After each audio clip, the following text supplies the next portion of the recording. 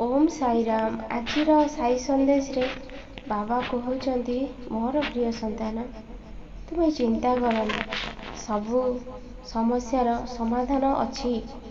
तुम्हें किंतु समाधान बाट खोजा चेष्टा करुन सबु बेले से गोटे कथा मन भितर बांधिकी बसीछ। मु तो सबु बाबा ऊपर छाड़ी देछि से जहा करिवे मो भल पाई करिवे सेटा ठीक हेले तुमर किछि कर्म तो अच्छी। खाली गोटे जगह बसिक रहिले तो किछि हबनी।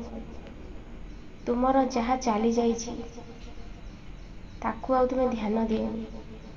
तुमर वर्तमान केमिति किछि भल हेबो तुमे खुशी रे रहइबो सेही कथा ऊपर ध्यान दियो।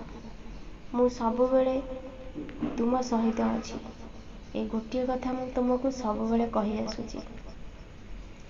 परिस्थिति जिते खराब आसो तुम्हें किंतु केबे भी भांगी पड़िबनी। तुम्हें तुमर कर्म कर आउ मो उपरे जेमिति सबु दायित्व छाड़ी देइछो छाड़ी दियो। मु सबु ठीक कर देबी। तुम्हें लोक मानक कथा बेसी शुणुछ सेथि लागी तुम्हें बेसी कष्ट पाउछ। तुम्हें कहारी कथा शुणनी। तुम्हें जीवन रे तीनोटी जिनिस को केबे भी भूलिबनी। तुमको जे साहाय्य करिछि जे सबु बेले तुम सांगरे अछि आ जे तुम असुविधा समय रे केबे भी तुमको छाड़ी के जाइनी। एई तीनोटी जिनिस को तुम्हें केबे भी भूलिबनी संतान सबु बेले मने रखिबो। मु तुमको कहिथिली तुमर जहा भी असुविधा आसुछि मोर साई कष्ट निवारण मंत्र सबुदिन पाठ कर सबु किछि ठीक हेइ जिवो। किंतु तुमे मो कथा मानिलनी। तुमे खाली सबु कथा को खामखियाली रे छाड़ी दउछ सेथि लागी तुम जीवन रे दुख पर दुख माड़ी आसुछि। तुमे मो कथा को किछि भी शुणुन। जदि तुमे शुणी था आज पुणी ए परिस्थिति देखा देई न था। जो मनीष एते भल हो जाइतिला पुणी से मनीष आज खराब हो गला ये सब तुमरी कर्म पाई होउछि। तुमे निजको सुधारिबा को चेष्टा कर। तुमे निजको न सुधारिले तुम जीवन रे तुमे किछि भी करि परिबनी। मु सबु बेले सबु समय रे तुम सहित अछि। मु तुमको केबे भी छाड़ीनी।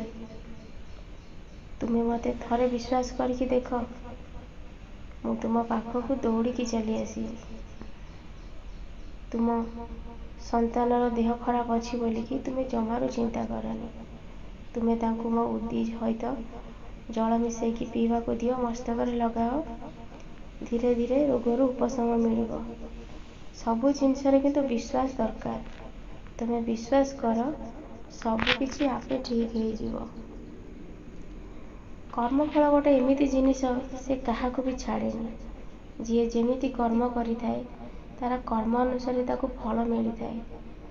तुमे देखुछ ना तुमको जी दुख और जंत्रणा देइथिले से केमिति छटपट हेउचंती तांकर समय आसी जाइछि।